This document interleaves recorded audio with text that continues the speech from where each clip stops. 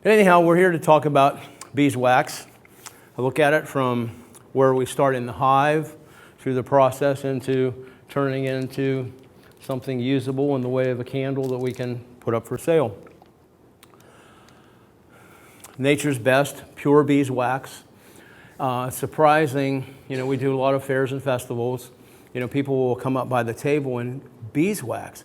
Wow, we haven't seen anything made out of beeswax for a long time. And when people are talking, they're listening to what you're saying about the beeswax, where it is pure. Some people are really glad to be able to buy something that doesn't have some kind of a scent in it. It's like, well, what does it smell like? Well, when beeswax burns, it basically just gives off a pleasant aroma, and it's clean. People that burn every other candles that are out there, they wonder why their windows have a film on them. And they've had cleaning companies and come in and say, well, I can't get this film off. And that's the first question the cleaning companies ask them, well, what do you burn? It's like, well, we burn this candle and that candle. And they said, that's what's putting the film on everything in your house. Where does it come from? Of course, from honeybees. The wax production is basically by worker bees. They have 4 pairs of wax glands in their abdomen. When they produce wax, they're resting quietly. The term is festooning.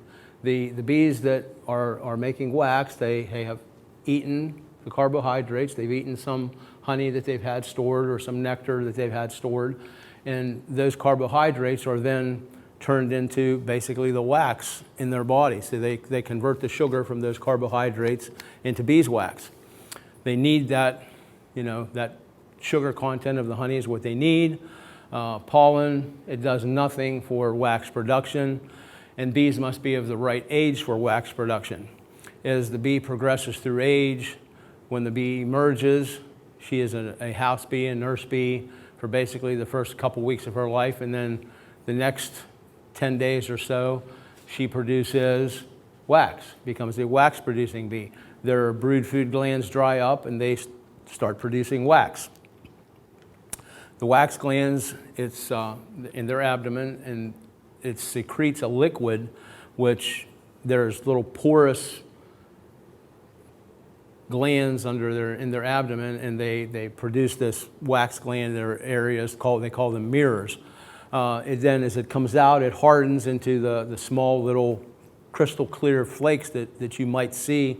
A lot of times if you get a package of bees, there will be these little wax particles on the bottom of your cage, or if you leave the cage set here on the table, the bees that come alongside the edge of the cage, those little wax particles are knocked off, and you'll have little waxy plates on your table.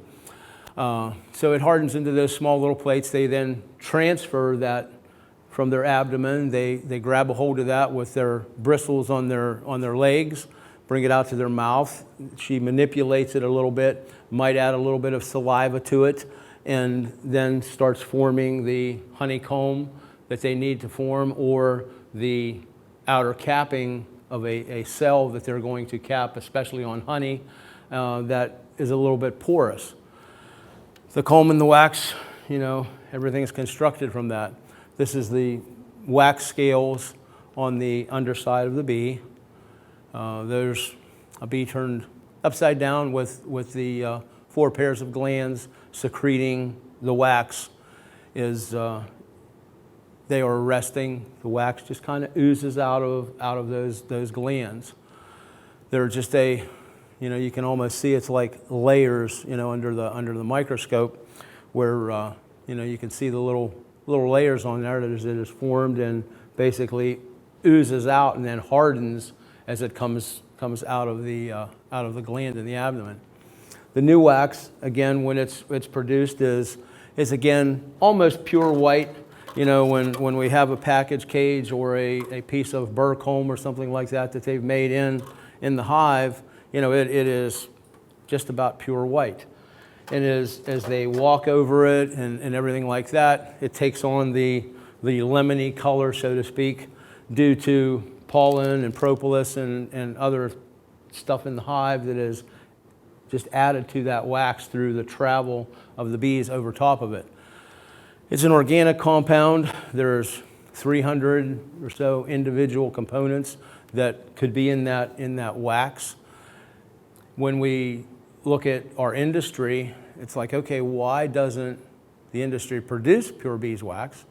The bees do it, and to make beeswax by industry, it would cost a small fortune. So they've just never done it. They make everything else that can come up with that might be close to beeswax, but it's not. Again, new white wax that the bees have made. These are some pictures from Dr. Larry Connor. These are the bees festooning, just resting, in a bunch somewhere in the hive. They're just taking a break, resting. In most cases, it's toward the outer edges of the hive. That's kind of where they go and hang out and just rest a little bit. The bees that are in the center taking care of the brood, they're always busy, active. The nurse bees are feeding. So they're not taking a break in there, but you move out a little ways away from the brood portion of the colony, and the bees are taking a rest. They may be hanging down along the bottom of the hive. They're just resting, and that's the stage where they're producing the wax. And they fill it up and just add, you can see the bee manipulating the wax here with her mandibles and just forming that beautiful honeycomb that they do so well. And they form, they start out with the comb as they're capping. They basically just make a circle around it until it's completely sealed over. Just a couple neat pictures that Dr. Connor had. Again, they're just busy forming that wax and lengthening it out.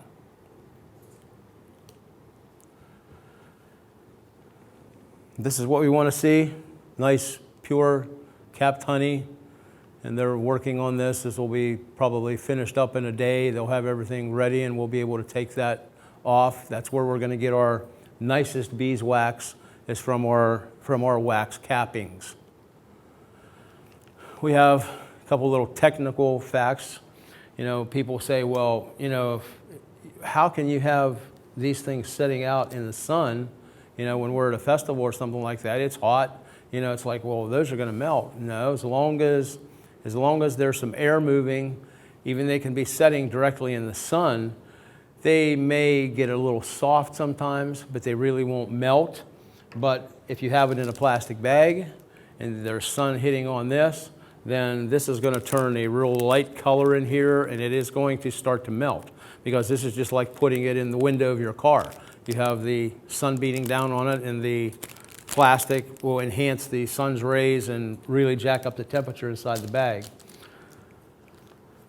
Wax melts at 147.9 degrees. It gets solid again when that temperature just drops down to 146.3. Its density is 0.963, which is less dense than water. Water has a 1.0 density, so it's a lighter density than water, so it will float on water because it's actually lighter than the water is.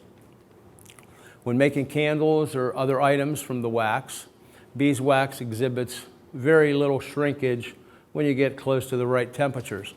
It has basically 10% shrinkage from 200 degrees down to 77 degrees. That's important to know that it is going to shrink. So when we put wax in a mold, depending on the size of the mold, how big it is, how tall it is, that shrinkage is very evident, especially if you're making a tall candle versus something short and squatty. If you're making a tall candle and you're looking at 10% shrinkage, well, if the candle is 10 inches tall and you don't add any extra wax, that mold, candle and wax in that mold is going to shrink roughly an inch. So again, that's going to depend on what temperature you're actually melting your wax at, what temperature you're holding it at as you're making a candle. So as you're making any kind of wax product, you basically need to top it off as it starts to cool. You don't want to let it cool completely, otherwise you'll have a big line in there when you pour your candle. So as it starts to cool, you have to be there. You just can't pour it and say, oh, I'm going to go read the newspaper for a while or watch the next movie on TV, because when you come back, you're going to have a candle that has shrunk down, and now it's not the full size. It doesn't look like you wanted it to look. So that's one of the things that you have to watch out for when we're using the wax. You might see bloom on wax. People that make pure beeswax candles, they get like what we would call, like when copper tarnishes or silver tarnishes, the air reacts with those metals. Well, the air reacts with beeswax also, and it will put a coating on it, which we call bloom.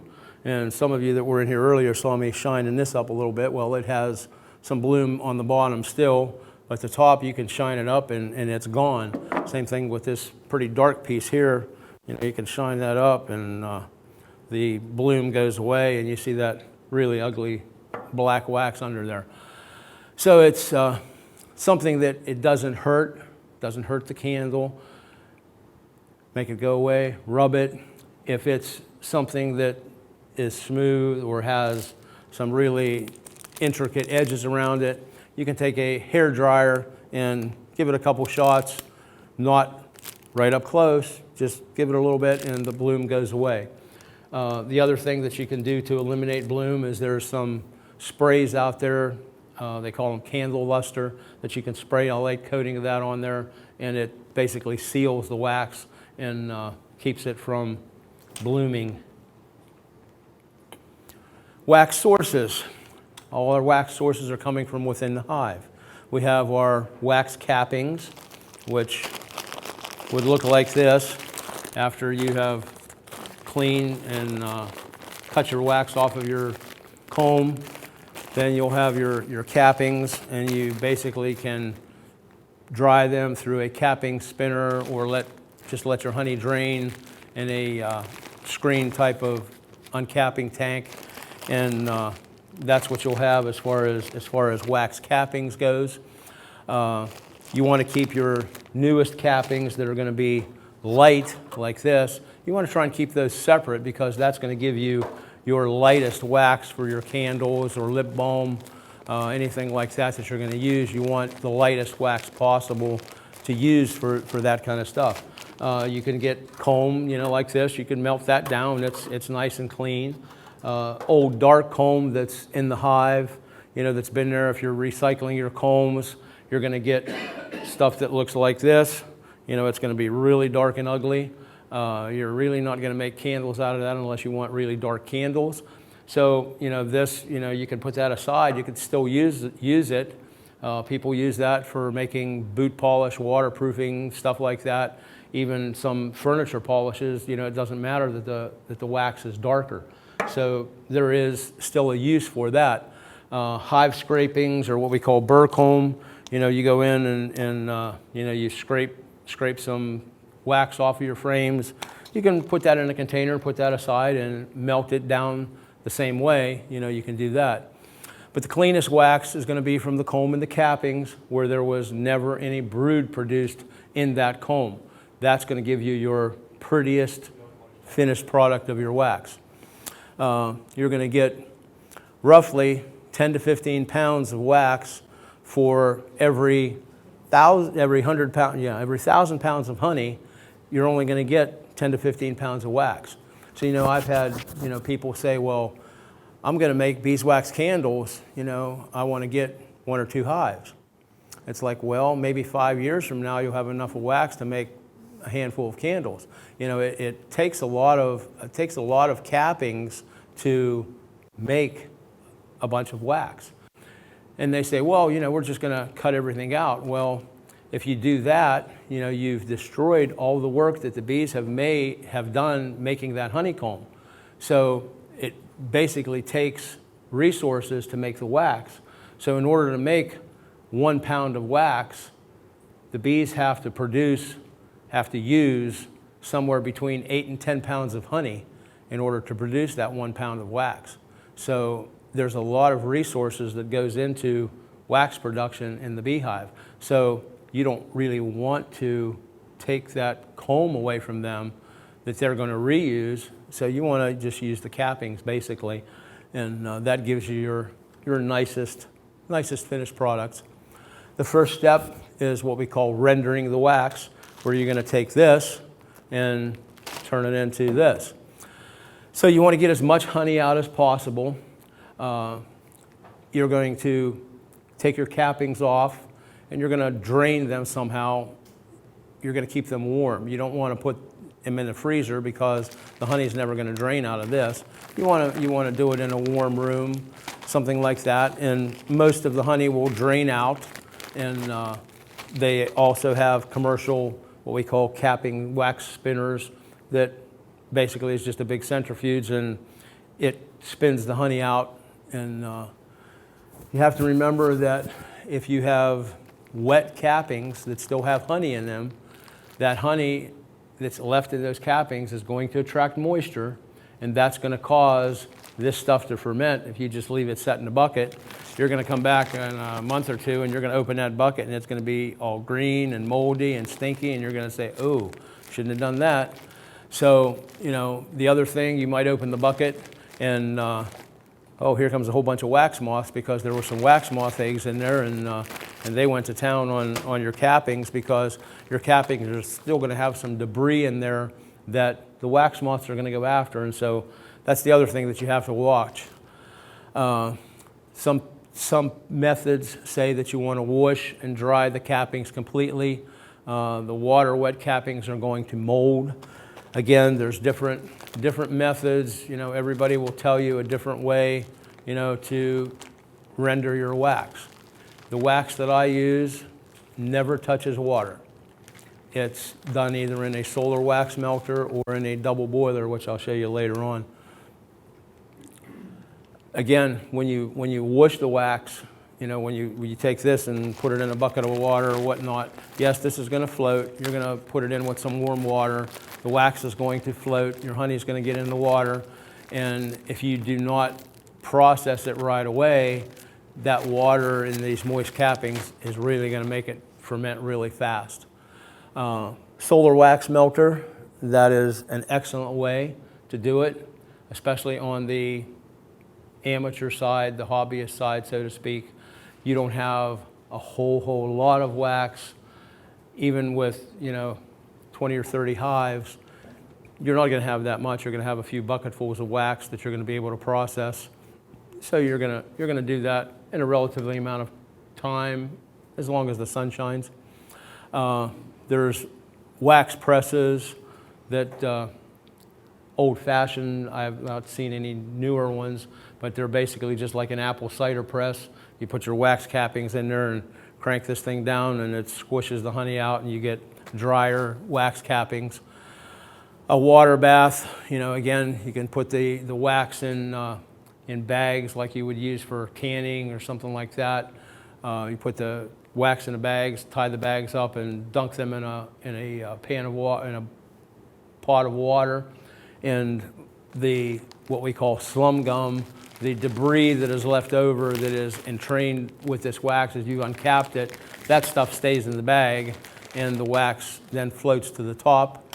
You have to watch, because you will get what's called spongy wax, depending on how soft your water is.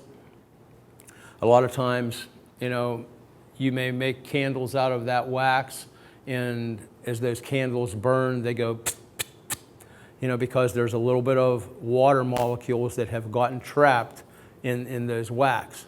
And, you know, and then there's the capping melters, which they're usually a big tray that has some infrared tubes on it that heats that up, and it melts and runs out.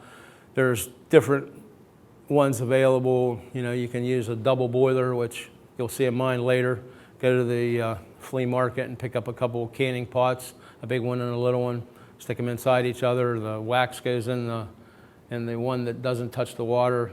You boil, the water boils and wax melts, and it works really good. To filter the wax needs to be somewhere in the vicinity of 180 degrees. And you can, the easiest way to do that is to go to Harbor Freight or some discount store, a lot of times they put them on sale. They're a little infrared thermometer. It looks like a little pistol grip thing, and it shoots a infrared temperature down at the wax. It's real easy to check your temperature that way. You can have a fancy wax processing tank that you have purchased. There's a solar melter and one of the other type of melters that Kelly's was the one that had these type of melter. You just put the wax in, and there's a water jacket around that, and it melts the wax, puts it down in a bucket. Now you still have all the other junk in the wax, so you're still going to have to clean it some other way. And in a lot of cases, you can take that wax once it's been melted and a lot of the junk has floated out of it. You can take that chunk and put it in a solar melter. Wax in a solar melter sometimes will turn out a couple shades lighter than any other way you've done it, because the sun actually helps bleach out some of the impurities that are in there, so you'll get lighter wax if you do it in a solar melter. Pardon? In a solar melter, the slum gum, so to speak, we'll call it, the residue that's left behind. You know, we'll take this one for example. You put your wax in here, and you have a screen here, and the slum gum, if you're using anything that came out of a hive, your pupil casings and stuff like that, all of that stuff stays behind up here, and the cleaner wax runs down through there into a tray. The one I have has basically a heavy screen here and then a finer screen that it has to go through to get down, and so that takes a whole lot of the stuff out.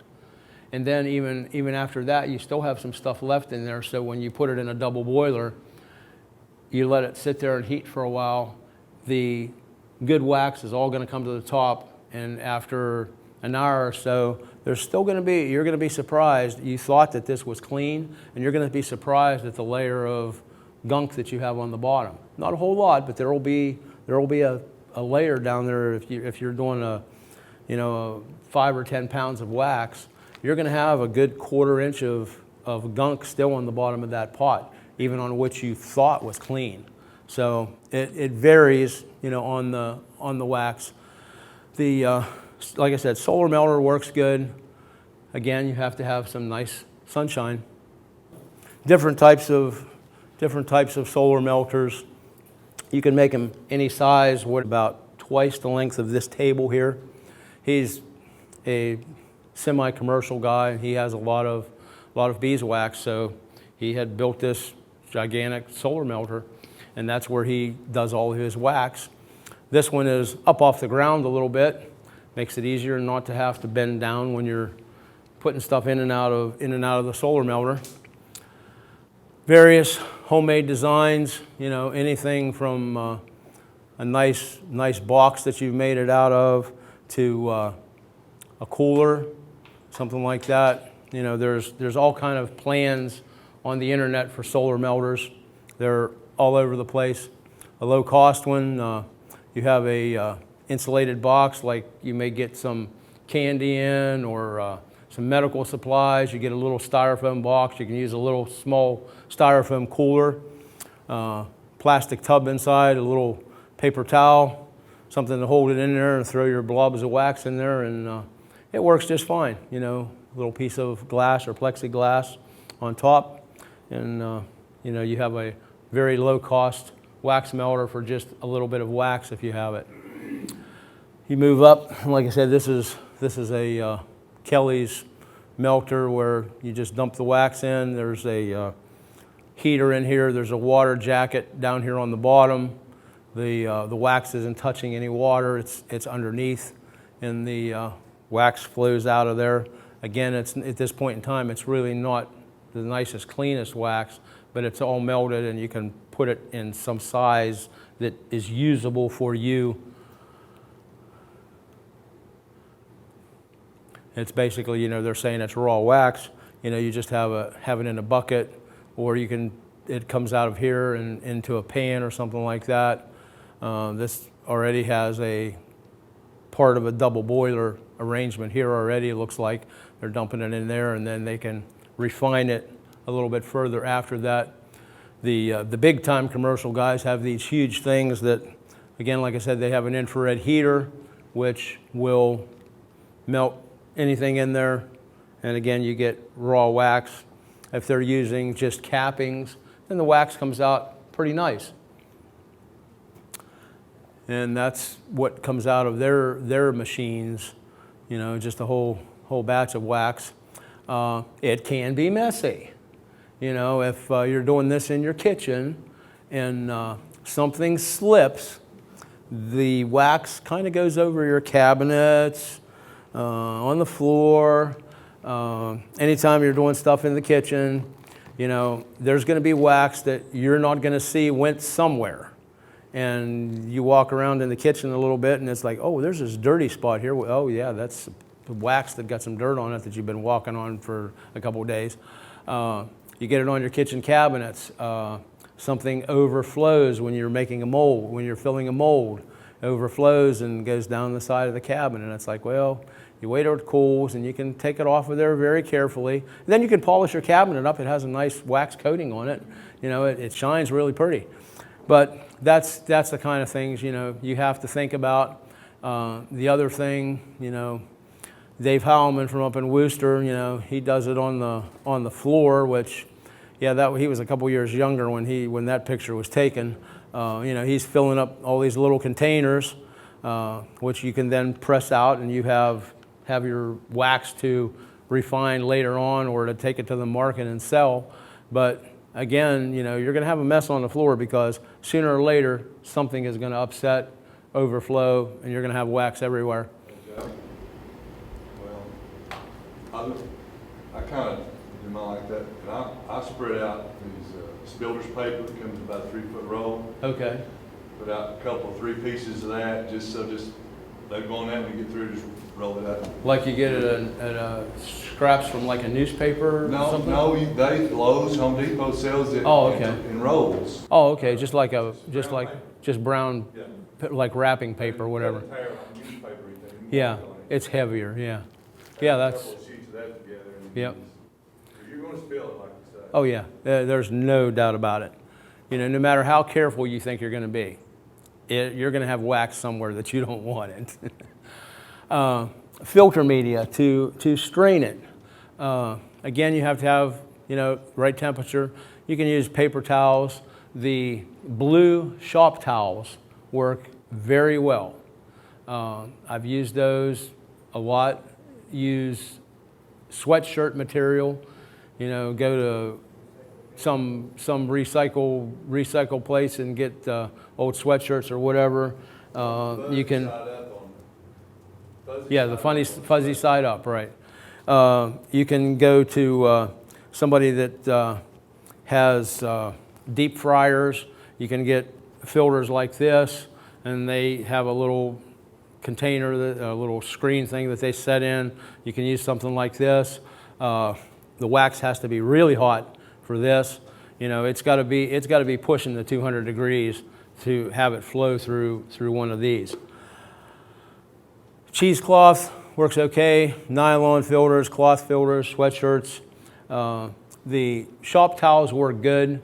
When you're going to process your wax to make candles or something like that, you want it to be as pure as possible, as clean as possible. You're going to strain it several times.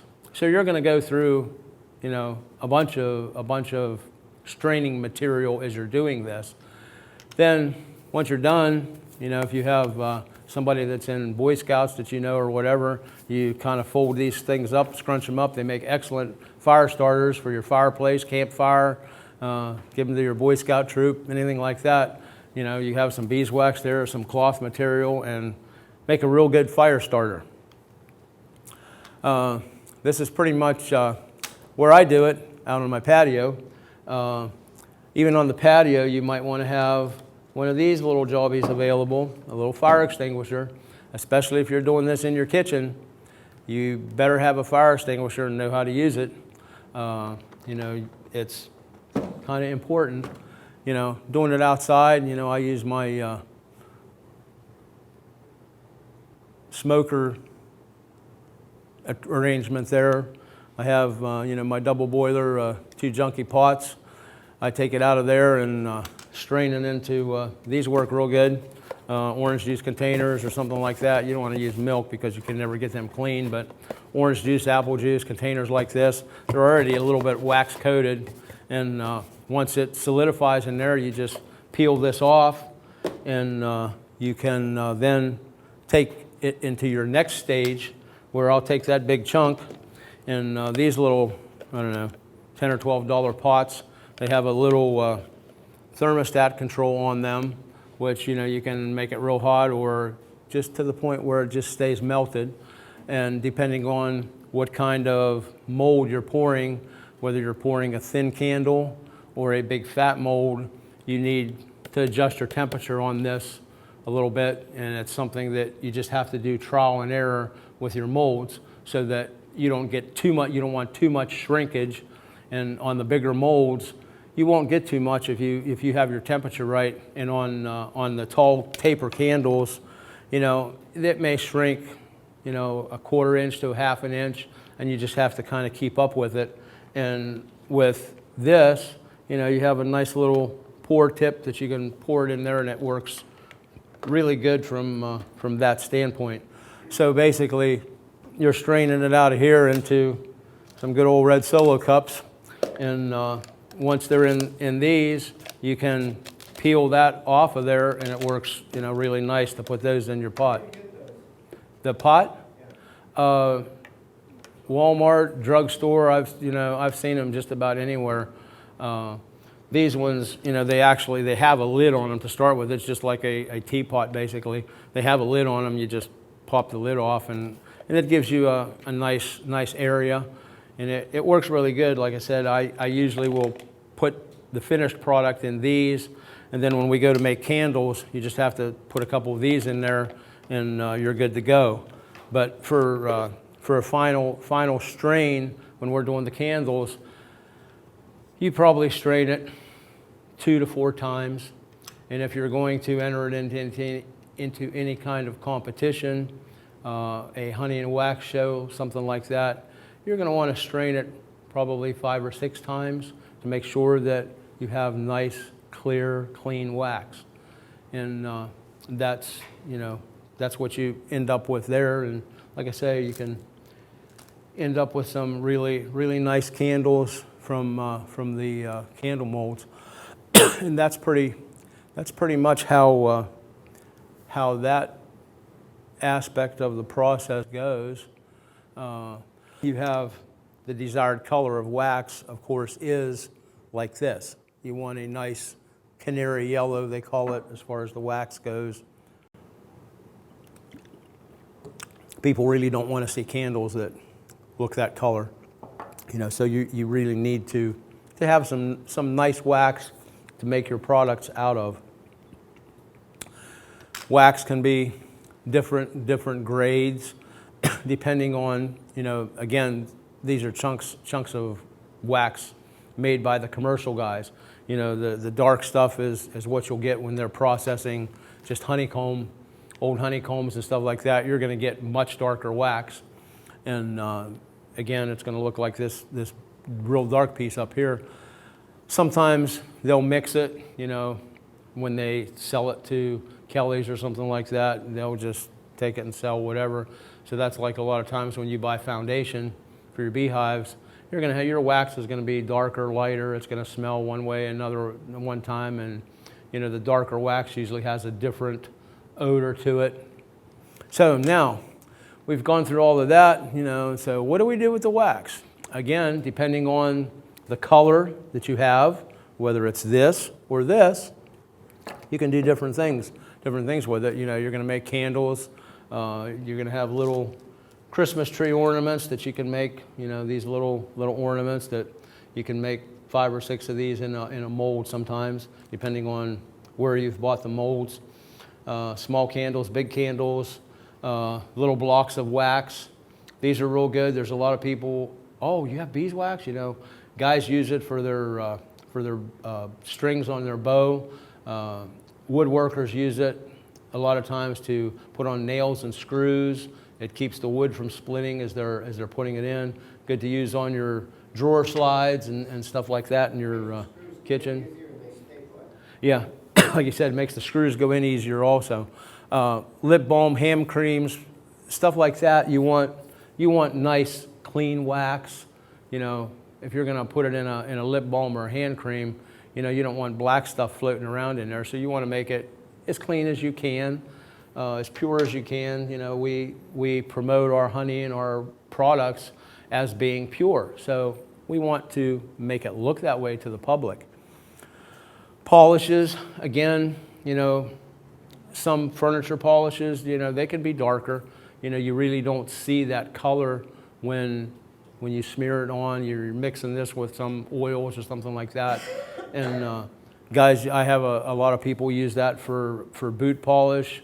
Guys call and buy it. They do muzzle loading and the Civil War reenactments and stuff like that. They'll even want this. They want this to make their candles out of, because they say that looks more original to what they had. It looks more authentic, you know. So that's, you know, there's a market for all of the wax. You know, again, you don't want big chunks of something left in this. You're still going to strain it. You know, you're not going to strain it 6 times, but you're going to strain it at least once to get it so that it doesn't have any chunks of anything floating around in it. Again, like I said before, fire starters with the used filter stuff that you're done with. When a beeswax candle burns, it usually produces a nice white round flame. It smokes the least out of any of the types of candles that there are available out there. You know, people say, well, gee, you know, this burns really nice. Burns 2 times longer than paraffin. Again, what I said before about if it's processed in a water bath, there's some water molecules that get entrained in with those wax molecules.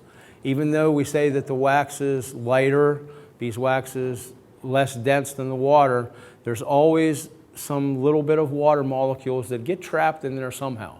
You know, and I've had people argue that point till the cows come home, and it's like, you know, I've seen it, and you can tell it even if you have just a little bit of moisture that got in that wax when you're heating it up in one of these pots.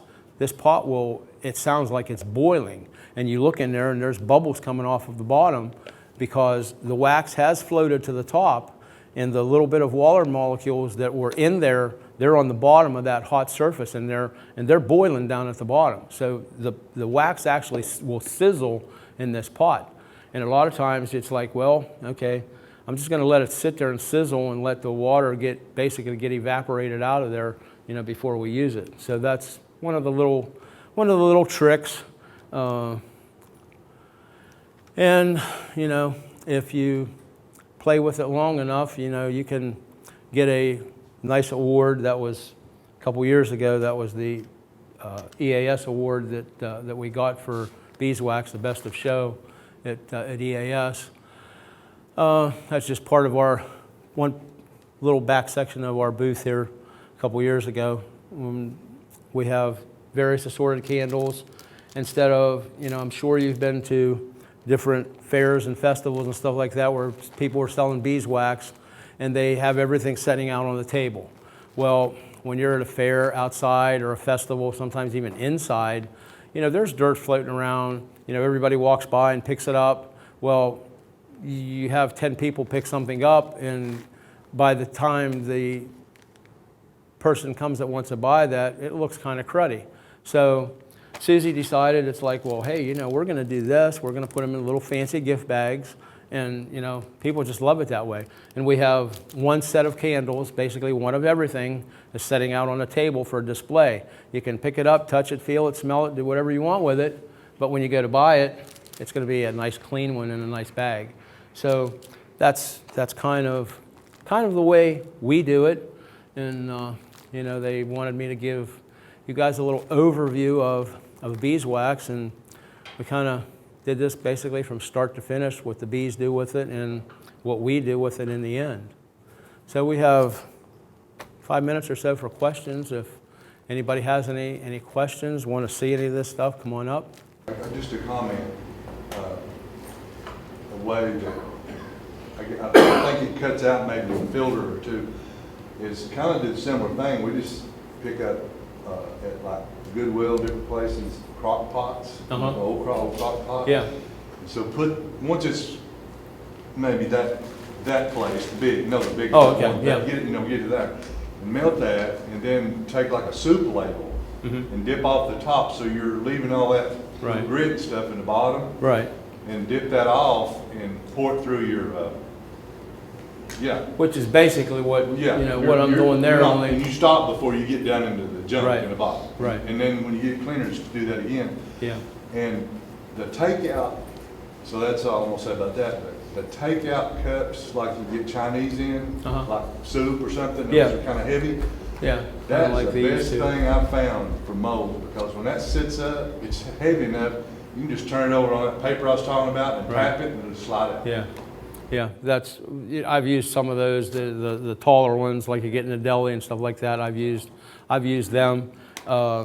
These are nice because once you have the wax in there, fill it up pretty close to the top, and then you can basically just take this and it breaks, and you can just tear it right off. It works out good that way, and it's like one of those things. I'm showing you how I do it, and everybody can come up with their own idea, their own container. You may have somebody that that works somewhere that makes these and has seconds, and you can get a whole stack of these. I use these, we get orange juice or apple juice, and you put it in there, and you can just put these in a box and store them that way. And when you need wax, it's like, well, okay, we need to make some finished wax, so we just take one of these, pull it apart, pop it in the pot, and a little while later you have wax ready to finish strain and make whatever you need to make. Yes? You said that you get 10 to 15 pounds of wax for every 1,000 pounds of honey. How many hives do you have? Right now, as far as honey production, probably about 30 hives, something like that. And before we started making candles, I saved wax for a good many years before we actually started. And then a lot of times you may have somebody, a friend of yours that is a beekeeper, and they cut off their cappings and they have no idea what to do with them, and say, hey, because a lot of times they just pitch them in the garbage, so, hey, give them to me, it's like, and some people, I've had some people that have even melted it down, and, they come up with a box full, and say, hey, you want this? Definitely, I'll give you a couple jars of honey or whatever. So it works out really good, and friends, you may be at a bee club meeting and say, well, hey, this is what we do, and it's like, oh yeah, I got a couple buckets of that sitting in my basement. As long as they haven't put water in it, or rinsed it out with water, it's most likely good.